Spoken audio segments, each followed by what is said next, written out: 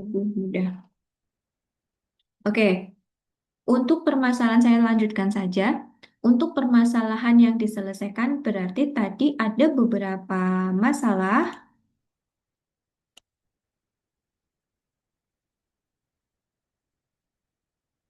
ada beberapa masalah yang dituliskan di dalam permasalahan yang diselesaikan, kemudian memberikan solusi, teman-teman memberikan solusi dengan usaha yang teman-teman punya, yang sudah punya, kemudian itu bentuk solusi yang terjadi di masyarakat merupakan bentuk solusi yang diberikan ke masyarakat merupakan dari satu pemecahan permasalahan yang ada gitu ya. Jadi nanti teman-teman bisa menuliskan beberapa permasalahannya. Permasalahannya berapa, Bu? Paling tidak ada 3. Kalau misalnya ada 5, silahkan. Berarti nanti harus dijelaskan permasalahannya apa, kemudian solusi yang diberikan oleh teman-teman di sini apa. Berkaitannya dengan ide usaha atau usaha yang sudah dilakukan merupakan salah satu solusi permasalahan yang ada di masyarakat. Kemudian di analisis pasar sederhana ini sudah saya berikan biasanya di mana-mana itu keterangan itu di bawah. Nah, ini saya keterangan di atas supaya harapannya ketika membaca dulu keterangannya kemudian baru mengisi. Nah, biasanya nih kalau di borang-borang gitu ya, teman-teman pasti sudah paham ketika di suatu institusi, instansi gitu, kita sering ada akreditasi ataupun pemeriksaan, biasanya isian borang itu yang kosong atau tabelnya itu di atas, kemudian keterangannya di bawah. Nah, ini saya kebalikannya. Target pasar di sini yaitu masuknya ke customer segment ya, kelompok pelanggan yang menjadi sasaran utama bisnis yang sedang dilakukan atau yang mau dilakukan. Terus kemudian yang setelah dilakukan itu tidak ya, karena harapannya yang sedang yang berjalan itu yang dilakukan oleh teman-teman semuanya. Nah, customer di sini tidak hanya dilihat sebenarnya kan di sini berdasarkan karakteristik nih, usia, kebutuhan, perilaku atau gaya hidup ini sudah semuanya. Atau secara demografi. Di sini kita panas nih targetnya kalau mau kita memberikan solusi es krim yang akan kita berikan ke masyarakat sebagai solusinya, silahkan dituliskan target pasar atau customer segment di sini bagi orang-orang yang berada di lingkungan yang cukup panas. Karena mereka membutuhkan pendingin tidak hanya AC, tapi untuk kebutuhan pada saat mereka di jalan, mungkin mampir, ingin yang dingin, dan lain sebagainya. Selanjutnya, kebutuhan pelanggan. Di sini ya, kebutuhan pelanggan. Banyak ada masalah, keinginan, harapan yang dimiliki oleh target pasar yang harus dipenuhi oleh produk atau jasa yang ditawarkan. Kebutuhannya apa? Jadi kalau di Jalan Cermai gitu ya, Jalan Cermai kan kita ada sepanjang Jalan Cermai itu ada berapa sekolah? Ada berapa sekolah? Ada universitas, ada SD, ada TK, ada PAUD, kemudian ada SMP di pojok itu ya, di Jalan Cermai Ujung. Nah, ada TK juga di depan SMP itu kita bisa menganalisis kebutuhan pelanggan. Ketika di situ banyak anak sekolah, usaha apa yang kita hadirkan di situ gitu kan? Itu kan bisa dianalisis. Nah, kebutuhan pelanggan yang sekarang yang punya teman-teman miliki itu yang seperti apa kebutuhannya. Misal kayak Mbak Mutiara, kebutuhan pelanggan itu ingin menyajikan merangkai hantaran ataupun souvenir yang menarik, yang unik. Nah, kebutuhannya mau seperti itu. Nah, itu kan berkaitan dengan tadi demografi, perilaku, usia gitu ya, gaya hidup itu saling berintegrasi. Jadi kebutuhan pelanggan kan tadi targetnya siapa dulu? Kalau targetnya menengah ke atas gitu ya, perilakunya pasti berbeda dengan yang menengah ke bawah. Kebutuhan pelanggan yang menengah ke atas itu berbeda dengan yang menengah ke bawah, saling bergayut. Jadi ketika nanti target pasarnya itu menengah ke atas, namun kebutuhan pelanggannya itu ke bawah, itu kurang relevan. Meskipun sebenarnya seperti itu juga ada. Jadi gini, yang dimaksud tidak relevan yang bukan menengah ke atas tapi ke bawah. Targetnya kita ternyata di menengah ke atas, kebutuhan pelanggannya orang-orang tersebut yang kita menjadi target pengennya yang murah banyak gitu ya. Nah, pengennya kan seperti itu. Padahal kalau ke segmentasinya menengah ke atas, itu sudah tidak memikirkan harga gitu. Istilahnya seperti itu. Mereka tetap mempertimbangkan harga, namun tidak begitu menjadi prioritas. Kemudian tren yang mendukung bisnis. Tren di sini tuh apa? Perkembangan atau perubahan di lingkungan pasar, teknologi, maupun perilaku konsumen yang dapat menjadi peluang untuk mendukung keberhasilan bisnis. Jadi sekarang kita lagi ada di masa-masa semua teknologi lebih mudah diakses daripada kita langsung datang ke tempatnya. Kemudian perkembangan-perkembangan apa yang bisa dilakukan, tren-tren yang terkini, yang aktual, teman-teman bisa aplikasikan itu seperti apa, tetapi melihat dari usahanya teman-teman masing-masing. Di sini mau berapa kalimat gitu ya, untuk menjelaskan paling tidak, tapi jangan terlalu, ya saya pengennya simple, sederhana, tapi kalau misalnya target pasar eh, usia 13 tidak ada penjelasannya. Itu kenapa usia 13? Hanya usia 13 kan target Bu Indra pengennya yang sederhana itu, yang singkat. Tidak sesingkat itu. Cuma usia 13 sampai 40 tahun. Tidak. Tapi paling tidak ada keterangannya di situ. Kenapa target pasarnya di usia 13 sampai 30 tahun? Nah, kan ada keterangannya. Karena mereka lebih menyukai apa, bla, dan sebagainya. Kebutuhan juga seperti itu. Tren yang mendukung juga ada alasannya. Alasannya pada saat ini banyak orang menginginkan tren yang seperti apa. Kalau di Cilacap banyak yang FOMO. Mereka tidak butuh tapi untuk sebagai eksistensi bahwa mereka pernah membeli ataupun melihatnya. Nah, seperti itu. Paling tidak ada keterangannya. Sama ya, sama halnya tadi yang di judul juga tidak hanya judulnya saja, tapi paling tidak mengidentikan bahwa itu dalam bidang apa sih, supaya kita juga ngerti.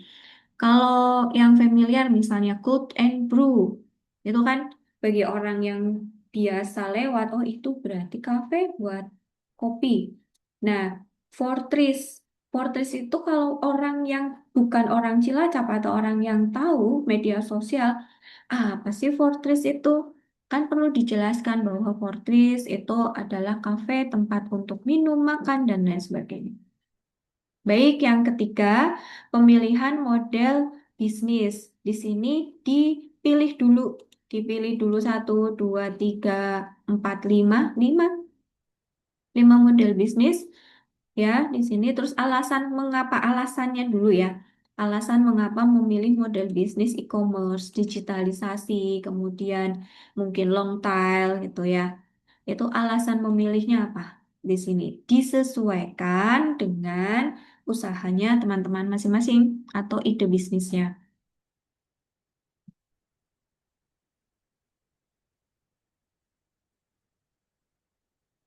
Kemudian yang keempat, baru penjelasannya. Masing-masing model secara singkat 2 sampai 3 kalimat boleh. Di sini ya secara singkat banget ya 2 sampai 3 kalimat. Tapi mungkin nanti ada yang gemes, Bu, kalau bisa lebih dari 3 kalimat atau sampai 5 kalimat boleh. Maksimal 5 kalimat, namun jangan terlalu bertele-tele. Karena ini akan jadi gini, ketika kita menyampaikan sesuatu, kita mulai belajar, diberi waktu kesempatan hanya sebentar, kita bernegosiasi dengan orang, ingin goal usaha kita, namun waktunya tidak panjang. kita sudah terbiasa dengan beberapa kalimat dan bisa diterima gitu. Bisa diterima, bisa dipahami, bisa dimengerti.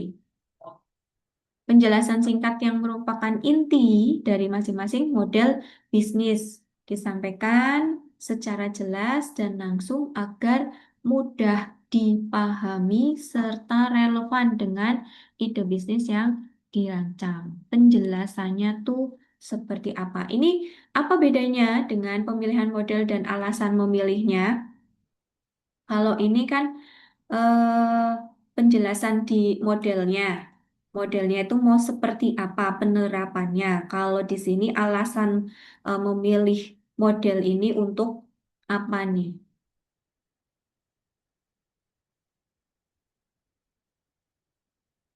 Kemudian yang kelima, integrasi model. Berarti tadi ya kegayutan antara model satu dan yang lainnya itu apa?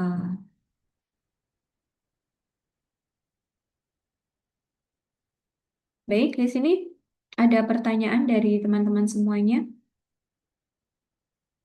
Ini harapan saya bisa diupload ya, diupload di Adlink, jadi saya bisa kemana-mana misalnya, oh ya saya belum buka, belum menilai dari tugasnya Bilgi misal, atau tugasnya Unggul gitu. Itu saya bisa membuka di perjalanan ataupun di tempat saya berada tanpa harus menggunakan laptop. Baik teman-teman, Izin ya izin bertanya Ibu. Iya. silakan. Berarti ini kan lebih cenderung ke ide bisnis atau bisnis yang sudah dijalani begitu ya? Betul. Iya. Boleh nggak kalau kita menganalisa bisnis orang lain aja Bu? Ben gampang gitu, boleh nggak? Hmm, tapi dijelaskan kalau Secara untuk detail juga, dijelaskan misal model bisnisnya apa, terus apanya gitu. Atau ke lebih fokus ke ide bisnis atau sama bisnis yang sudah dijalani aja gitu. harapannya sih ke bisnisnya Mm-mm. sendiri ya. Tetapi Oh begitu kalau gitu. Oke oke. untuk menganalisis bisnisnya orang lain, alasannya kenapa, Pak? Ya gampang aja Bu yang sudah jadi. Yang sudah jadi ya. Malah Ya justru, contoh gini, saya kalau misal rocket chicken gitu kan, misal hmm, yang sudah jadi kan udah gampang Bu, tinggal produknya apanya gitu kan, hmm. permasalahannya kan gampang. Atau kita berarti fokus ide bisnis saja berarti Bu. Iya, kalau bukan ide bisnis atau bisnisnya sendiri saja. Nah, itu Oh misal nih, begitu. tadi Pak Zainal Oke kan terima bisa kasih. melihat yang Iya. punya produknya orang lain, coba di ATM produknya orang lain itu diaplikasikan yang kita akan lakukan gitu. Jadi sebenarnya seperti itu Pak Zainal itu punya ini loh, punya bakat ya kalau saya lihat itu punya potensi untuk merancang model-model bisnis dan itu kan sebenarnya bisa ditawarkan ya Pak. Saya punya bisnis ini tapi dari awal sampai akhir sudah jelas dari mana cara mengambil bahan bakunya, prosesnya, terus kemudian manajemennya gitu, tanpa harus melakukannya sendiri gitu. Kok bisa? Itu kan baru baru angan-angan, baru rencana, nggak masalah. Ketika itu nanti dikolaborasikan dengan orang yang mempunyai dana segar, itu langsung bisa kolaborasi, Pak. Dan itu ide konsep itu mahal loh dan tidak ini ya tidak sembarangan dan saya juga saran kepada teman-teman ketika mempunyai ide bisnis itu jangan langsung di sounding dulu. Kalau memang mau di sounding itu hanya ke teman yang akan diajak untuk diskusi, untuk mencari solusi dan untuk bagaimana pengembangannya gitu. Itu lumayan loh Pak Zainal. Oh ya terima kasih Bu. Jadi jual jual ide ya Bu Iya, ya. betul, jual Iya idenya. jual ide.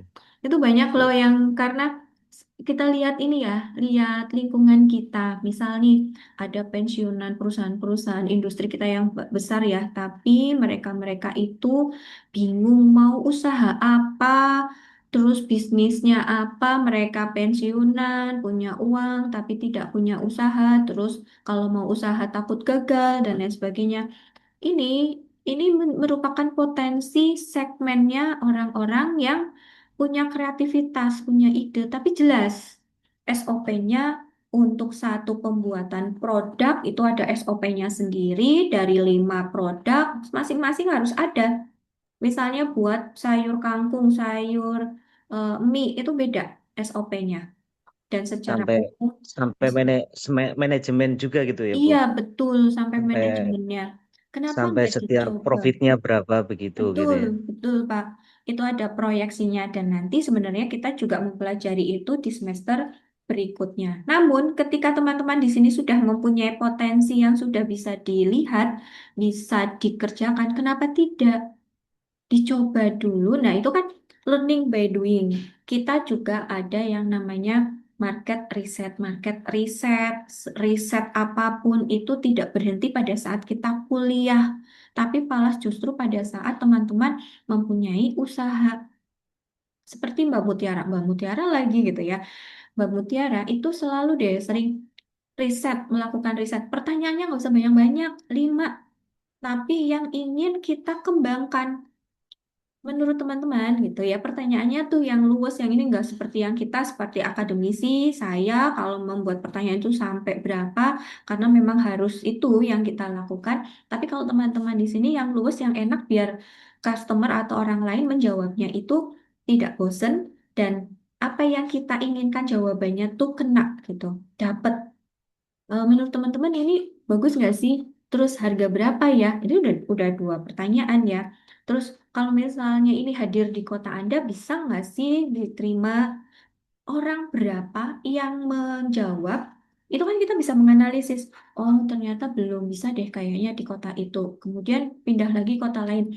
Oh, ternyata nih banyak nih peminatnya di kota ini kan berarti kita bisa mengambil keputusan untuk mengembangkan bisnis yang kita lakukan. Gitu.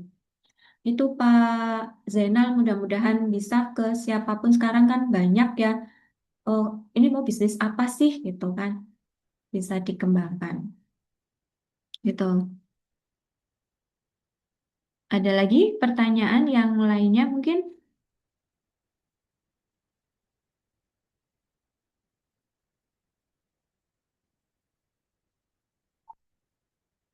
tidak ada. Ini sudah 1 jam ya, tapi saya settingnya tuh di 2 jam. Saya harap kalau ini sih masih ringan dan hampir semuanya itu sudah paham apa yang ada di tugas ini. Jadi nanti teman-teman bisa menjelaskan, menuangkan ide-ide bisnisnya ke dalam ini ya, ke dalam tugas proposal ini. Ya. Tidak ada pertanyaan? Ini nanti bisa dibaca dan bisa diskusi ya. Kalau misalnya diskusi di WA Group juga nggak apa-apa sih terkait dengan model bisnis. Jadi gini, sebenarnya saya pengennya tuh diskusinya di Adlink karena lebih mudah dan lebih luas gitu ya untuk untuk penulisannya. Kalau di WA Group itu kadang terbatas dan banyak banget. Terus kita mau scroll ke atas itu agak kesulitan. Baik, terima kasih Pak Sena, segera dikerjakan tugasnya ya. Nah, kalau yang di ini ya, maksudnya untuk diskusi, misal nih, Bu kalau apa sih Bu yang dimaksud dengan long tail gitu ya. Kemarin kita juga sempat bahas long tail ini menjual banyak produk niche. Apa ini? Nah, ini bisa dibahas. Produknya kita jual banyak, jenisnya sedikit tapi penjualannya banyak, atau produknya satu tapi jenisnya banyak, penjualannya tidak terlalu banyak, tapi kita sudah mendapatkan keuntungan.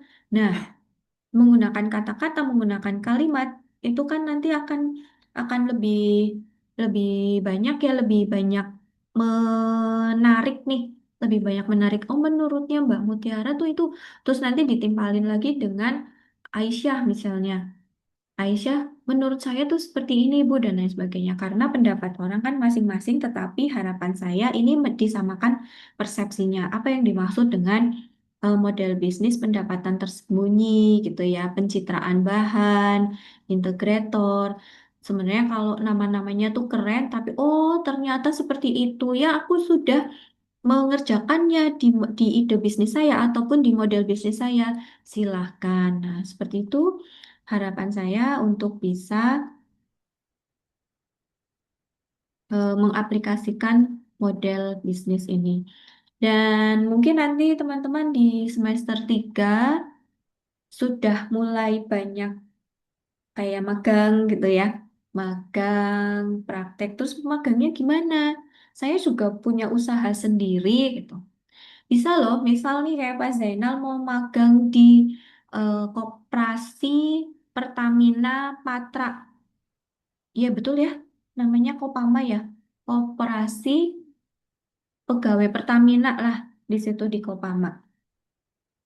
Itu bisa, nanti tinggal diajukan saja ke Kaprodi kalau magangnya ke sana. Jika jika mau, jika ingin gitu. Tapi kalau misalnya Bu saya sudah punya usaha, saya magangnya di tempat usahanya sendiri. Berarti nanti laporan yang dibuat bukan laporan magang, namun laporan bisnis. Betul. Itu teman-teman semuanya terkait dengan perancangan model bisnis. Ini ada 28. Harapannya nanti teman-teman bisa mengaplikasikan model bisnis ini ke dalam usahanya masing-masing. Namun jika yang belum punya usaha, ya masih mempunyai ide, ide itu bisa terrealisasi nanti ya, menjembatani model-model bisnis ini bisa terrealisasi. Baik, tidak ada pertanyaan. Kalau tidak ada pertanyaan, oh izin bertanya, untuk rekod Zoom-nya nanti di-share tidak Bu? Untuk bimbingan saat mengerjakan tugas di-share. Tapi ini tadi, ini ya, baru baru mulainya dari atas, dari pertengahan, bukan dari awal. Nggak apa-apa ya. Insya Allah nanti di-share Mbak Karisa. Nanti akan saya ini kan dulu masukkan ke YouTube dulu, nanti lebih mudah untuk berkali-kali bisa dibuka. Baik, terima kasih semuanya. Ada yang mau bertanya lagi? Cukup ya? Cukup Ibu. Baik, cukup. Terima kasih teman-teman sudah bisa bergabung pada kesempatan pagi hari ini untuk menjelaskan penugasan, untuk mendengarkan penjelasan penugasan perancangan model bisnis. Jadi nanti teman-teman bisa mengerjakan secepatnya sehingga tidak ada tugas yang menumpuk. Kita akhiri ya dengan bacaan hamdalah bersama. Alhamdulillahirrabbilalamin. Alhamdulillahirobbilalamin. Semoga sukses semuanya. Kita kapan-kapan bisa bertemu lagi di kampus maupun di mana kita bisa bertemu. Oke, terima kasih. Wassalamualaikum warahmatullahi wabarakatuh. Waalaikumsalam warahmatullahi Terima kasih Ibu. wabarakatuh. Makasih. Sama-sama. Saya izin live ya.